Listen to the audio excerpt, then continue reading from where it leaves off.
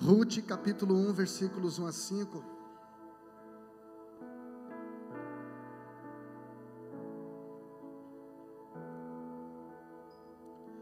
Nos deixe ser a geração que busca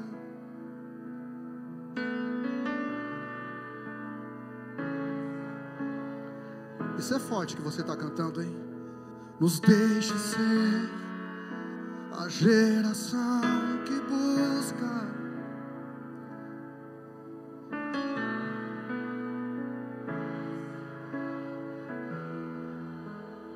sem ti não irei.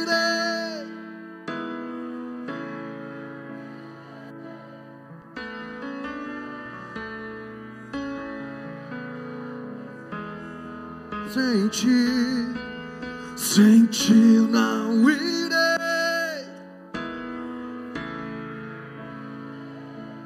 Não nos deixe sair da tua presença. Nos deixe ser a geração que busca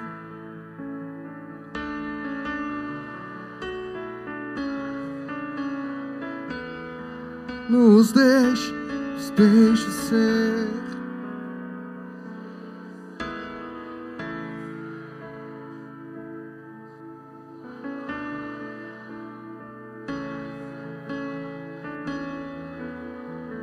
diga sentir.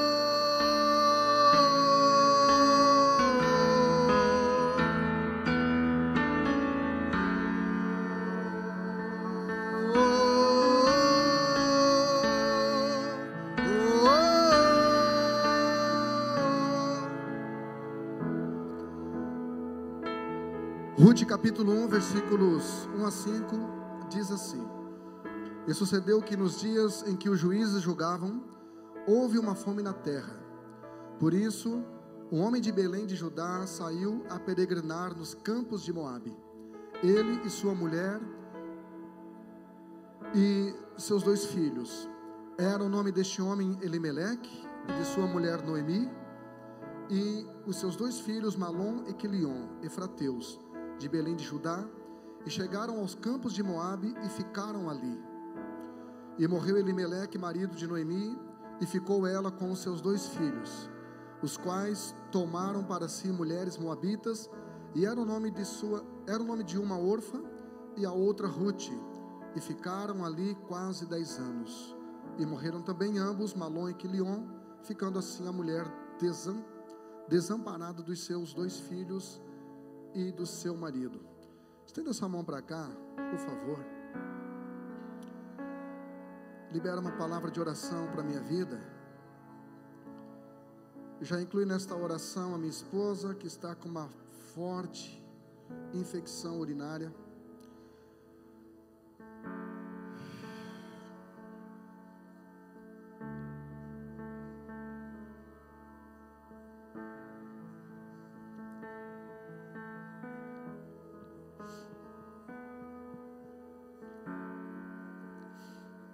Pai, em nome de Jesus, eu te agradeço, Senhor, por essas orações, entendendo, Pai, que se a oração de um justo pode muito em seus efeitos, o que dirá a oração de vários justos? Senhor, nós cremos não na oração, mas naquele que ouve. Nós cremos não na eficácia da oração, mas na excelência daquele que responde à oração. Eu recebo estas orações, Pai, e eu libero também esta palavra de oração para a vida da minha esposa, que o Senhor derrame sobre ela os teus cuidados na área da saúde física, emocional e espiritual, em nome de Jesus, amém? Glória a Deus. O tema da mensagem é Orfa ou Ruth. É uma palavra muito conhecida. Foi liberado sobre essa passagem aqui no último culto de homens. O irmão Everaldo ministrou também na casa de oração Tavinho. Tavinho está por aí? O Tavinho também liberou, lembra? Essa palavra. E foi naquele dia que Deus começou a ministrar algo aqui no meu coração.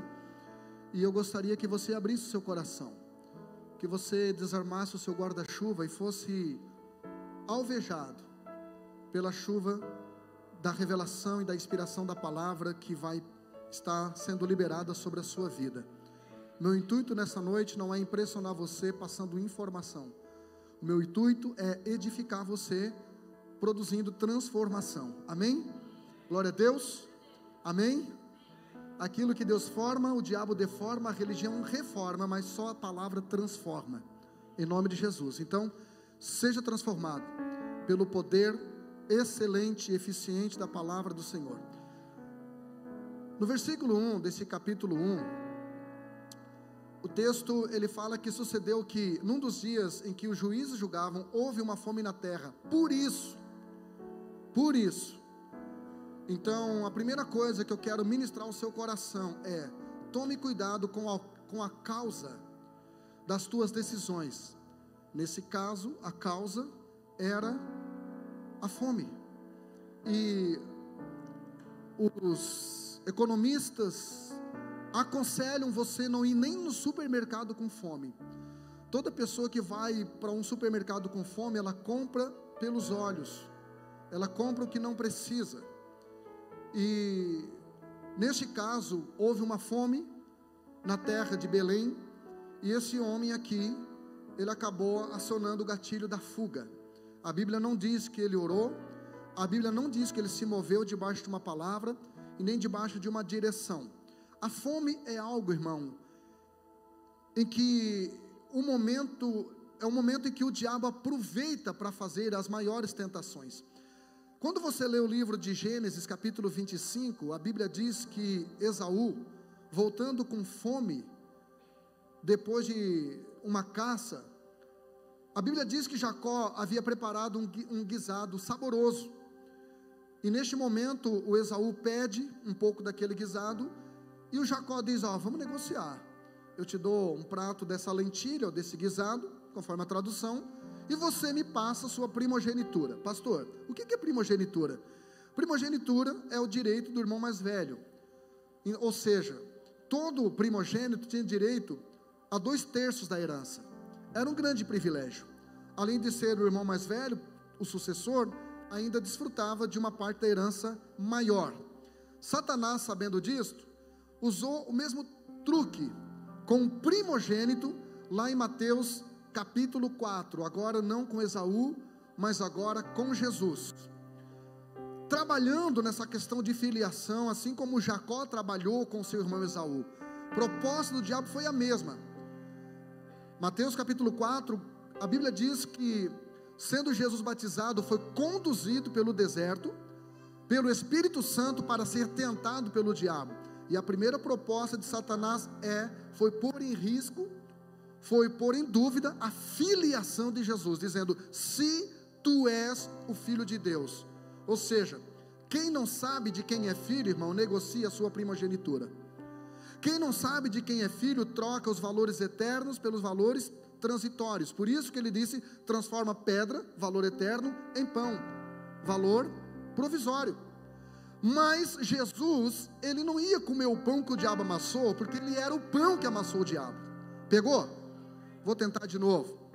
Jesus não mordeu essa isca comendo o pão que o diabo amassou, porque ele era o pão que amassou o diabo. Então ele não negociou, ele não tomou decisão em um momento de fome. O diabo sempre vai trabalhar nas nossas fomes, nas nossas carências, e isto é muito perigoso. Então, Esaú colocou o seu estômago acima de tudo, acima do propósito.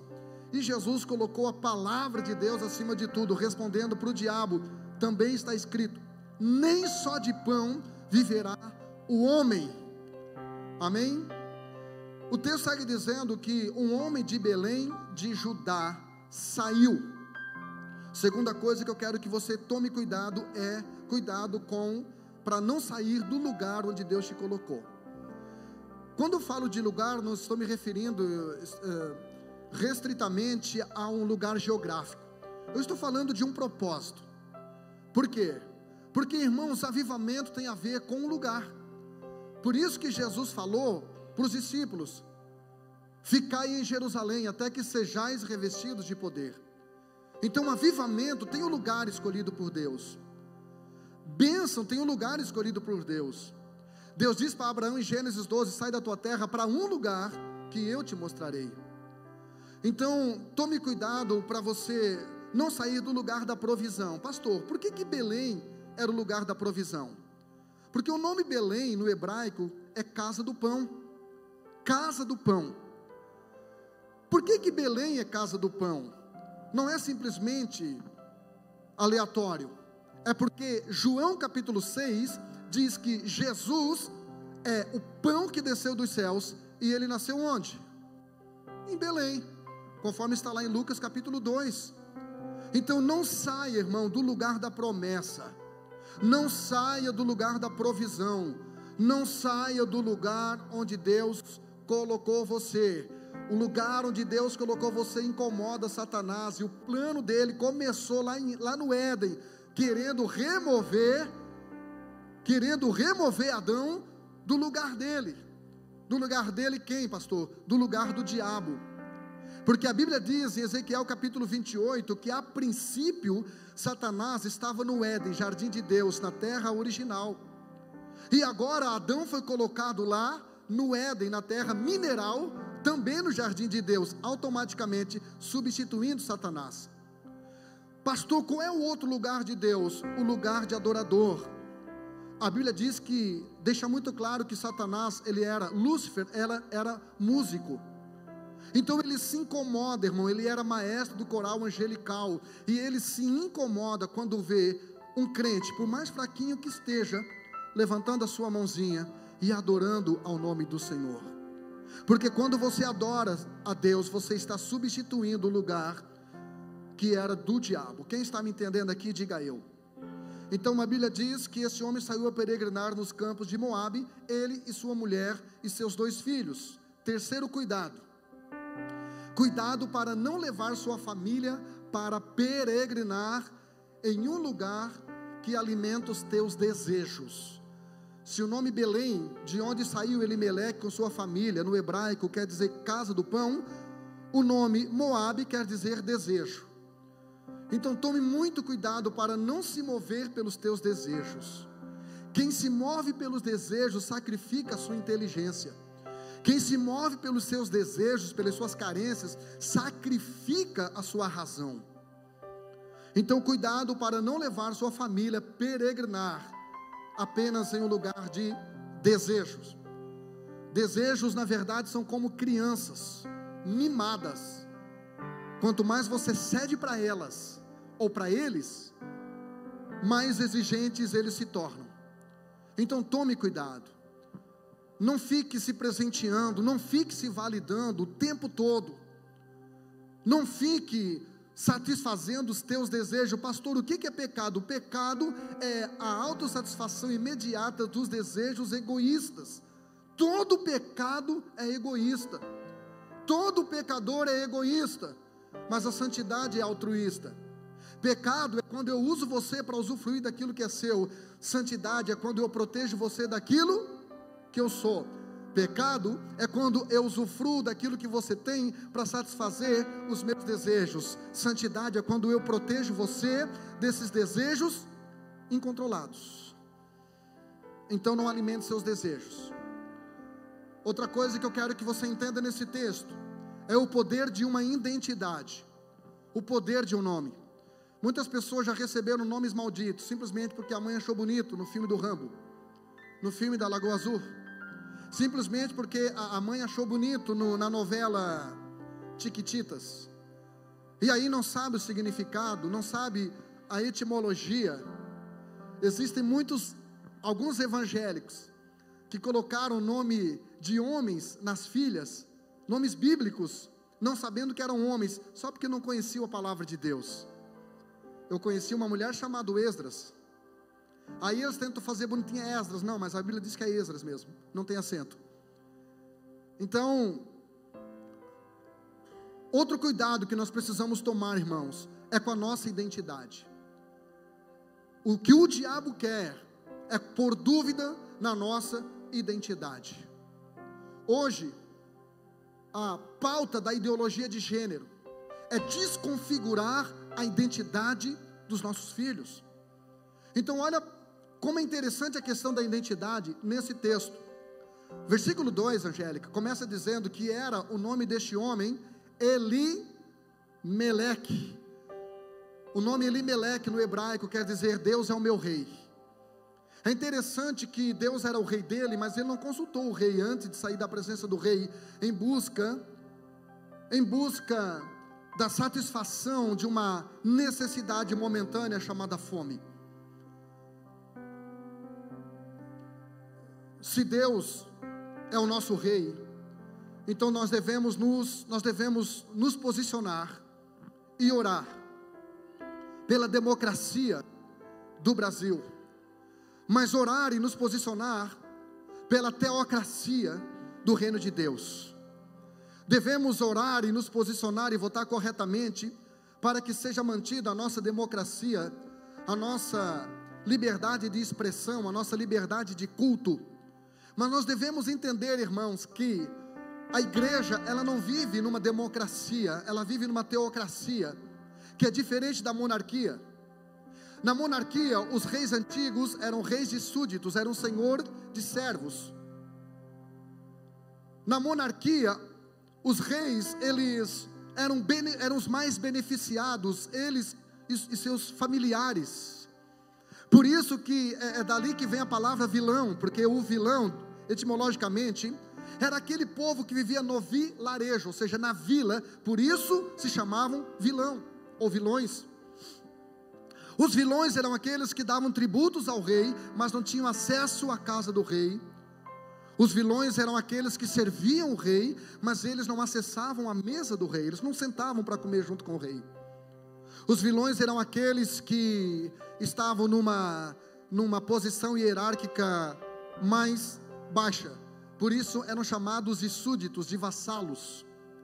Agora, a proposta de Jesus, irmão, não é ser rei na monarquia, porque a proposta de Jesus é ser rei na teocracia. Pastor, qual a diferença? A Bíblia diz em 1 Timóteo, no capítulo 6, versículo 15, que Jesus é rei de reis. Como eu não consegui te convencer, vou tentar outra referência. A Bíblia diz em Apocalipse capítulo 19, versículo 16, que Jesus é rei de reis. Ou seja, Ele não vai deixar você ser um vilão, Ele vai incluir você no reino dEle. Ele vai permitir que você se sente na mesa com Ele. Ele não vai permitir que você seja um súdito desse reino. Você também foi chamado para ser rei, para se posicionar como rei e para desfrutar de tudo aquilo que é do rei. Por isso que a primeira oração que Ele nos ensinou é: venha a tua religião, venha a tua religião cristã, venha a tua religião evangélica. Não, Ele disse em Mateus capítulo 6, venha o teu reino. Diga para o irmão do lado: Jesus está convidando você para fazer parte desse reino. Você é o Abimeleque dessa geração, e você não pode deixar a casa do pão, o banquete da mesa do rei, para ir em busca de satisfazer uma necessidade momentânea em outro lugar, porque você não nasceu para ser vilão, você nasceu para ser rei, junto com o rei dos reis. Aleluia. Então o dilema do reino hoje, irmãos, é ver homens livres nascendo como reis, mas vivendo e morrendo como escravos. Havia uma abolicionista que disse o seguinte, com relação ao tempo do período de escravidão da África. Eu esqueci o nome dela. Ela disse: olha, eu consegui libertar 1000 escravos, mas eu teria conseguido libertar 2000 escravos se eles fossem humildes para entenderem e saberem que eram escravos. Então, queridos, que você não venha viver como escravo, mas que você venha desfrutar da mesa do rei, do palácio do rei, para que você não seja um vilão da sua própria história, em nome de Jesus. O versículo continua dizendo que se por um lado esse homem se chamava Abimeleque, ou Elimeleque, a sua esposa se chamava Noemi, não é Noeli, Noemi. O nome Noemi quer dizer amável. Querido, valorize quando Deus colocar uma pessoa amável junto com você. Valorize se Deus tem te dado uma esposa amável. Valorize se Deus tem te dado pais amáveis. Valorize se Deus tem te dado um homem amável. Valorize, porque esse homem aqui, irmão, ele foi para um lugar que acabou comprometendo a amabilidade dessa mulher. Foi para um lugar que acabou comprometendo. Lá no capítulo 4 ou 3, não me lembro, 2, quando ela volta, ela disse: não me chame mais de Noemi. Eu não sou mais amável, eu não sou mais aquela mulher delicada, aquela mulher sensível. Não, me chame de Mara, que no hebraico quer dizer amarga. Tamanho foi o sofrimento que aquele homem, por desproteger a sua esposa, colocou a sua esposa, que ela agora disse: não, eu quero mudar de identidade, eu não sou mais aquela mulher amável, aquela mulher feliz, aquela mulher sorridente, agora me chame de Mara, por favor. Que os maridos, que os Elimeleques que estão aqui nessa noite possam proteger a sua Noemi, para que ela continue sendo Noemi, para que ela continue tendo o prazer de viver, para que ela continue tendo um sorriso nos lábios, para que ela continue sendo bonita, irmão. Por quê? Porque um coração alegre aformoseia o rosto. Quem está me entendendo aqui, diga eu. Que nossas decisões não nos levem a perder pessoas amáveis que Deus nos conectou, que Deus colocou ao nosso lado. E se hoje eu não tenho gratidão pela pessoa amável que eu tenho, talvez amanhã eu vou sentir saudade da pessoa amável que eu tive. E o texto segue dizendo: e os seus 2 filhos eram Malom e Quilion. Cuidado com os nomes que você dá para aquilo que você está gerando. Vou repetir: cuidado com os nomes que você dá para aquilo que você está gerando. Está colocando uma empresa? Tome cuidado. Um dos nomes mais bonitos de empresa dessa cidade é de um dos irmãos que está aqui sentado. O nome da empresa que ele colocou, e tem tudo a ver, irmão, empresa de caminhão, ele colocou Toda Glória. Que você possa honrar o nome do Senhor, que você possa dar nomes inteligíveis ao seu comércio, à sua empresa, aquilo que você está gerando, o seu sonho, que você possa dar nome legal. Por quê, pastor? Porque o nome Malom quer dizer doente, e o nome Quilion quer dizer arruinado. Imagine um pai, irmão, que gera duas crianças e coloca: esse aqui vai se chamar doente, e esse outro aqui eu vou deixar menos pior, vai ser arruinado. Ou seja, hashtag lascado, ferrado. Irmão, isso é uma profecia, um estigma negativo na vida da pessoa. Talvez você já ouviu falar de Jabez na Bíblia. Segundo Crônicas capítulo 4, o nome Jabez quer dizer dor. Imagina você gerar dor.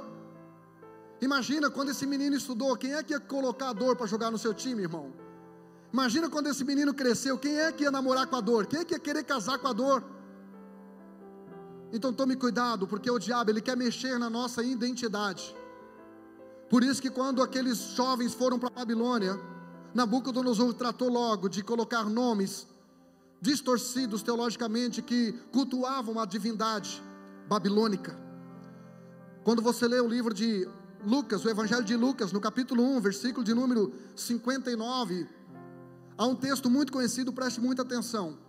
Quando João Batista nasceu, olha o que aconteceu. E aconteceu que ao 8º dia vieram circuncidar o menino. Pastor, o que é circuncidar? É botar uma marca no prepúcio do pênis da criança, para que toda a vida, todo dia, quando ele fosse fazer xixi, ele olhasse e lembrasse: eu pertenço a um Deus. eu pertenço a um Deus, eu tenho uma marca. E eles vieram então, circuncidaram João, e lhe chamaram Zacarias, que era o nome do seu pai. O nome Zacarias no grego quer dizer Deus lembrou, no hebraico, desculpa, Deus lembrou. Deus lembrou está no pretérito perfeito, remete ao passado, aquilo que Deus fez. Pastor, mas o nome Zacarias é bonito, sim, não é feio, mas remete ao passado, está falando de algo que aconteceu, está falando de algo que Deus fez. Aí, no versículo 60, a mulher do Zacarias, a irmã Isabel, a irmã Isa, se levanta e diz: não, gente, vocês não vão colocar nome no meu filho, não. Diga para alguém do seu lado: não deixe ninguém colocar identidade naquilo que é você que está gerando. Não deixe ninguém colocar a identidade naquilo que é Deus que está te dando. Não deixe ninguém colocar um nome pejorativo naquilo, no milagre que Deus está realizando. João Batista não era um menino qualquer, ele era um milagre, porque a sua mãe, além de velha, era estéril. Pastor, você está dizendo que Deus vai fazer com que eu venha gerar, mesmo depois que eu pense que já passei da idade? Sim, irmão, você ainda vai continuar gerando, em nome de Jesus. Acho que aqui não acreditam muito, eu vou tentar aqui no meio. Mesmo velho, irmão, você vai continuar sonhando. Mais ou menos, vou tentar aqui, acho que vai reforçar agora, vai me empolgar. Mesmo você se sentindo velho, que o seu tempo já passou, você vai continuar gerando. Pastor, a base bíblica para isso, parece que tem, irmão. Joel capítulo 2, versículo 28, a Bíblia diz que Deus derramaria do seu espírito sobre toda a carne. Sabe o que iria acontecer? Os velhos teriam sonhos. Então, irmão, sonhador não é uma questão de idade, é uma questão de oportunidade. Ser sonhador não é uma questão de idade, é uma questão de mentalidade. Que você continue nutrindo aí uma mente sonhadora, uma mente abençoada. Vamos voltar aos nomes. Então ela não permitiu que pessoas, que parentes construíssem a identidade daquilo que ela quem gerou. Uma identidade que arremetia para o passado. Irmão, quem vive de passado é o quê? Não, é fariseu, não é museu. Porque o museu vive de relíquias, de coisas bonitas, coisas belas. É fariseu que vive sempre: eu gostava mais do tempo da igrejinha do interior. Mas daí chega aqui e pede para ligar o ar-condicionado. A igrejinha do interior não tinha ar-condicionado. A igrejinha do interior, irmão, era banquinho de madeira. Você sentava e saía igual a Bob Esponja para casa. Não era esse conforto. Versículo 60, e respondendo sua mãe disse: não, porém será chamado João. Ei, aprenda a dizer não para as pessoas. Ela disse: o nome do menino vai ser João. Aí uma metida lá levantou: mas não tem ninguém com esse nome na tua parentela. Eu acho que ela olhou para ela e disse: pois é, quando Deus dá é tudo novo, irmão. Quando Deus dá é tudo novo, tudo novo. O que Deus vai fazer na sua vida não é reforma. Deus não trabalha com retrofit. Deus não melhora uma construção ultrapassada. Deus trabalha, irmão, é transformando, é dando novo, realizando tudo novo, de novo se for preciso. Se é para aplaudir, aplauda aí com vontade, como crente. Aleluia. O nome João no grego quer dizer graça. Você não acha João no Velho Testamento, só no Novo. O nome João quer dizer graça. Diga comigo: graça. Então coloque uma identidade naquilo que você está gerando, mas que aponte para algo novo, que Deus é que está te dando. Ei, Deus é que está te dando, irmão, é pela graça. Tem muito crente, irmão, pagando preço por aquilo que Deus gostaria de dar de graça. Tem muito crente trabalhando mais do que precisa, fazendo mais do que necessita, pagando por coisas que Deus quer dar de graça. Quer um exemplo? Vou te dar. Todos os dias chegam na TV pastores da nossa cidade, querendo pagar por um programa de televisão. Sabe o que aconteceu? Eu recebi de graça. Ontem só sentei no casamento lá, que eu realizei, só sentei com 3 casais de velhinha, eu e o meu parceiro, o Lucas. Eles falaram que cheguei lá, minha esposa não pôde ir, tem um lugar reservado para você, sua esposa. Eu digo, não, vim com meu parceiro hoje. Aí depois digo, Lucas, não dá mais para brincar assim, gente. E aí sentemos com 3 casais de velhinhos. Só sentei, a velhinha olhou para mim e disse, porque quem não se lidera se sabota. Queridão, faz assim com a mão, pelo amor de Deus, com as duas. Se puder, abre o bolso da camisa também. Você vai começar a receber de graça aquilo que você não estava conseguindo pagar. Você vai começar a receber de graça aquilo que o seu recurso não estava alcançando para pagar. Se permita ser surpreendido por um milagre de Deus na sua vida. Se você acredita, joga a mão para cima e diga glória a Deus.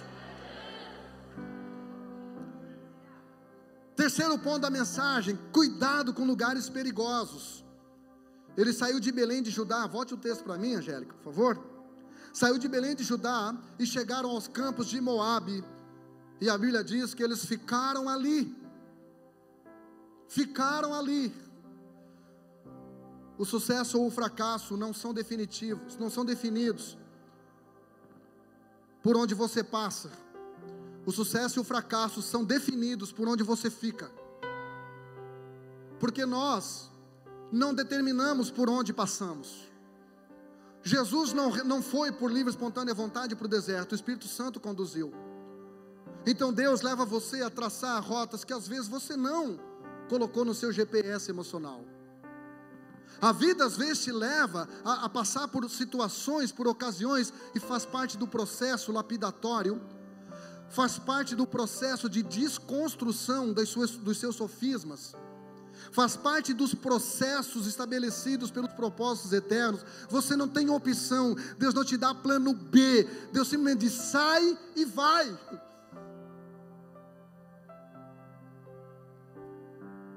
Mas o sucesso e o fracasso não são definidos por onde você passa, irmão. Não é porque você passou numa igreja ruim que você tem que ficar ruim a vida inteira.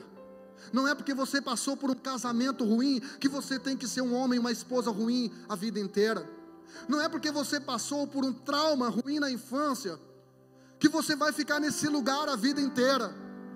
Você tem que passar por esse lugar, pelo amor de Deus, diga amém.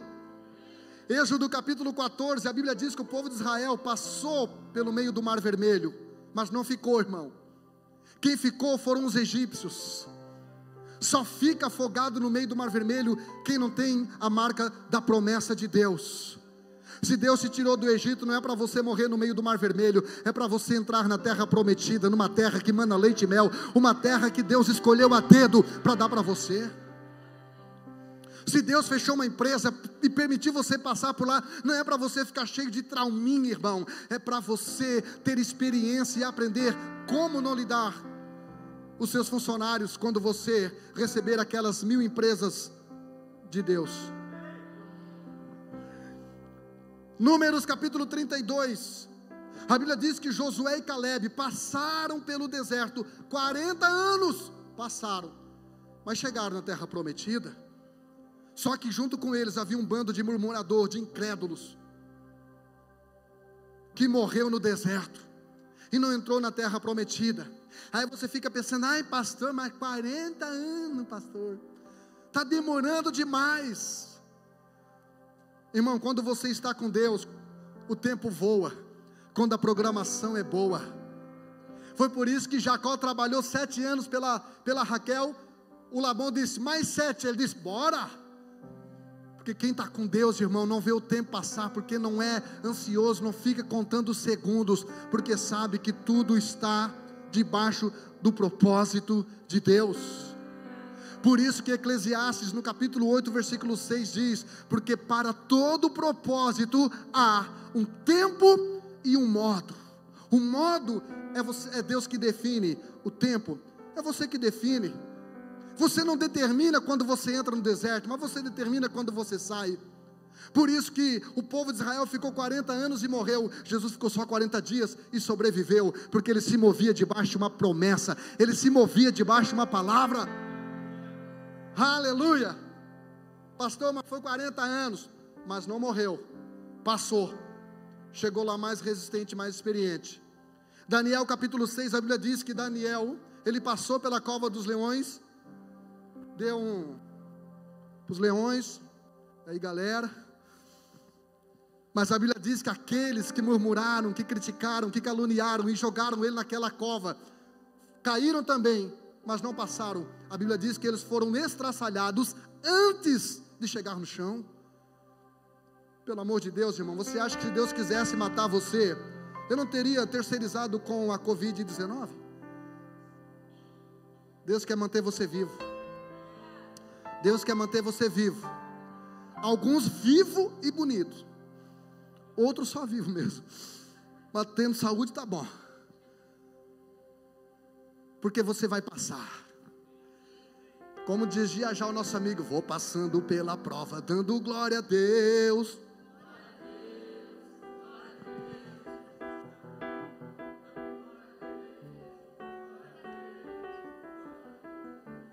Desse jeito.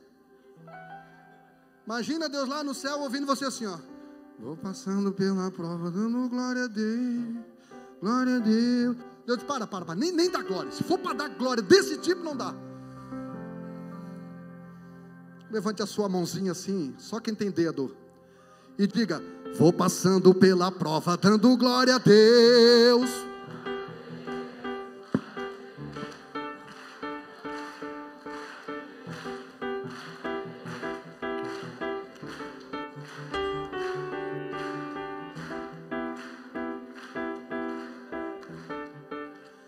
Ficou menos pior do que a primeira vez, mas tá bom. Versículo 3, Angélica, coloca para mim, diz assim, ó, e morreu Elimeleque, marido de Noemi. Irmão, quem fica em ambiente perigoso, acaba morrendo antes do tempo. A Bíblia diz em Gênesis capítulo 19, que Ló quase morreu, porque foi para o lugar errado. Foi para as campinas do Jordão, para as fronteiras de Sodoma. Só não morreu antes do tempo porque houve a intercessão do Abraão e a intervenção dos anjos. Até quando, irmão, você vai ficar quase morrendo? Quase matando a sua empresa, quase deixando o seu casamento morrer, quase deixando os seus amigos se afastarem. Talvez você ainda não tenha morrido, não tenha perdido aquilo de mais precioso, porque alguém está pagando o preço por você, alguém está orando por você, alguém está intercedendo, você não vê. Mas a Bíblia diz em 1 Pedro que os anjos são espíritos ministradores que agem em favor daqueles que hão de herdar a salvação. Acho que é Hebreus que fala. Então há anjos, irmãos, cuidando de você. Há anjos cuidando de você. Diga para o irmão do lado, não dá trabalho para o anjo, irmão. Facilita um pouquinho, irmão. Tem crente, irmão, que gosta de dar trabalho para anjo, gente. Tem crente tão complicado que quando o capeta de manhã vai lá, o diabo, não, isso aí hoje nem precisa, deixa que ele se autodestrói. Ele se automutila, ele se autossabota, porque ele não se lidera. E quem não se lidera? Juízes capítulo 16, Sansão dormiu no colinho da Dalila. O nome da Dalila no hebraico quer dizer delicada. Cuidado, irmão, com mulheres assim, excessivamente delicadas, só com os homens. Excessivamente atenciosas, só com o sexo oposto. Tome cuidado. Sansão dormiu no colinho da Dalila, e aí houve um processo de perdas. Primeiro, perdeu sua força, porque perdeu a presença. Segundo, perdeu seus olhos, perdeu sua visão. E terceiro, perdeu sua vida. Lugares errados acabam sendo abortivos.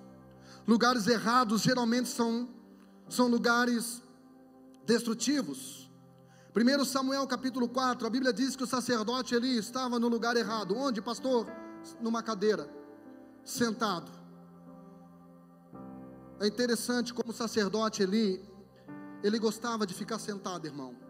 Quando você lê o primeiro capítulo de 1 Samuel, quando Ana está adorando com intensidade, orando, pedindo a Deus um filho, a Bíblia diz que o Eli estava sentado, julgando, dizendo no seu coração, como que essa mulher está bêbada num horário desse? Irmão, toda pessoa, irmão, inativa, ela acha tempo para murmurar de quem está ativo. Mas quem está no barco, irmão, remando, junto, está pegando junto, não tem tempo a ficar brincando, balançando no barco. Amém? Querido, pastor, qual é o lugar errado? O lugar errado é o altar, é o sacerdote numa cadeira, porque sacerdote não foi estabelecido por Deus para estar numa cadeira. Sacerdote foi estabelecido por Deus para estar no altar. Deixa eu arrumar duas coisas aqui. Primeira, deixa eu explicar. Primeiro, sacerdote não está se referindo a pastores, não está se referindo a quem tem um título, não está se referindo a quem prega, não está se referindo a quem recebeu um óleozinho e uma consagração e um diplominha. Toda a igreja hoje faz parte de um reino sacerdotal. Você é um sacerdote. A palavra sacerdote vem da palavra ponte ou pontífice. Então todo sacerdote precisa ser uma ponte. Eli, no caso, no capítulo 1 estava deitado, sentado. No capítulo 3, sentado de novo. De repente veio a notícia para ele: Eli, seus 2 filhos, Ofni e Finéias, morreram e levaram a arca. É interessante que quando falaram que os filhos morreram, ele não sentiu nada. Mas quando disseram a arca foi levada, aí então ele sentiu e morreu. Porque a Bíblia diz que ele caiu para trás da cadeira e quebrou seu pescoço.